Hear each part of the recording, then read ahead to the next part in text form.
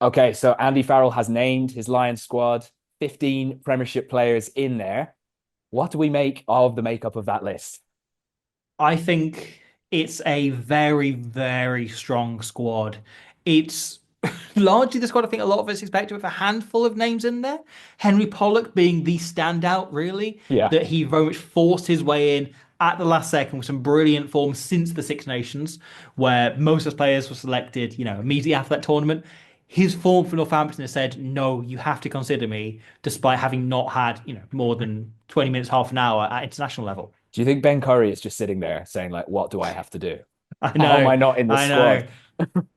Like literally, my exact genetic makeup makes the squad, and yet here I am. But Tom Curry, I think, has been brilliant all Yeah. year. Has been maybe England's standout player and brilliant for Sale as well. There is, another Welsh name in there as well, in Tomos Williams, who's been one of the standouts this Premiership season. And he said himself he doesn't feel he would have gone if not for the work done at Gloucester. Yeah, I have to say as well, based on interactions on my channel, one of the most popular Lions selections in living Mm, memory. Like people are so happy to see him go. I think for the yeah. style of play, I think for how difficult it's been for him with Wales. Because I think most people would say Gibson Park, Mitchell, that's likely to be your starting and bench Mm, nine for the test, right? But mm. hopefully he can push himself into contention. And if not, he will leave us with some wonderful midweek memories. There's no doubt about that. Absolutely. Absolutely. I am Mm. so pumped up for Finn Smith. He's had such a Yes. brilliant couple of years for Northampton. Never really seemed like the most fancied horse to take the England 10 shirt, but he's managed to do it.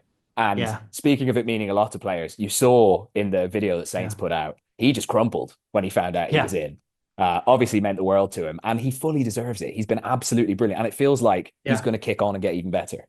Yeah. So his granddad played for the Lions way back when. So he's getting to represent the same team there. He said himself, and I love this, that he's so proud to play for the Lions because he has a large Scottish family, right? And Mm. he chose to play for England. And now he gets to represent his entire family rather than just the English side. Speaking of Northampton stars, someone who I Mm. think is maybe a guaranteed test starter, Tommy Freeman on the right wing. Yeah.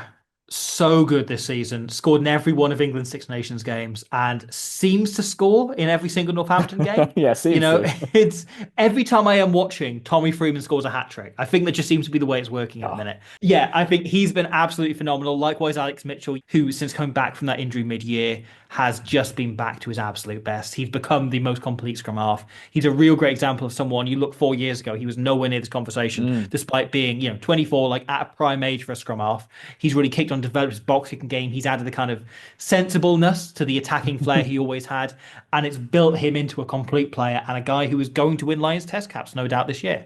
Yeah, and like I think he's pushing Gibson Park. I Yeah. think for a long time people thought the gap was pretty big below Gibson Park to the next player, but I Mm. think Mitchell's really closed that, like particularly in the last year, showing what he can do in big games as well. He Yeah. really seems to turn up. And then the Magic Man, Marcus Smith, Yes. just everyone's favorite to watch. He's one of the guys, as a Welsh fan, I was most wanting to see be on this Lions tour so Mm. he can be my guy, so I can cheer for him, so I can support him, right? Because I love watching Quins as a neutral. I love watching him when he's playing for England. But the chance of going like, no, I am cheering for Marcus Smith. I'm shouting, go on, Marcus. I'm so excited about that. Him playing at fullback, you thought might have hampered his chances in the Six Nations, but that consistent ability to just produce magic has got him into the squad. What you're saying about wanting to cheer for Marcus, I feel exactly the same way about Finn Russell Yeah. because in the Premiership, Quins are my team. Test level, I'm an Ireland fan, so we're supposed to hate Scotland for some reason. So you never really get to enjoy Finn Russell. So I am so psyched to enjoy him because I think maybe it's just because he's been at the top for so long, but there are questions asked about him all the time, which I don't really understand where they come from. So I'm really looking Mm. forward to seeing him going out there and proving those people wrong. Another guy that's proven a lot of people wrong in the last couple of years, Ollie Chesham. Yes. I love watching this guy. He is so physical, so confrontational, such a good line-out technician. Yet the thing that always comes to mind for me with Ollie Chesham is I was at a game a few years ago. I was on the pitch side, like, an hour or so before the game kicked off. Mm. And Leicester were playing, and before any of the other players were out, the goal kickers came out sort of 10 minutes later. But the first player out was Ollie Chesham, who's walking up and down the touch lines, just like checking the springiness and practicing his jumps, Oh, just to wow. work out where on the touch line was, good to Yeah. jump, where worked, how was best to get the technique right, just practicing on that pitch so he knew it inside out.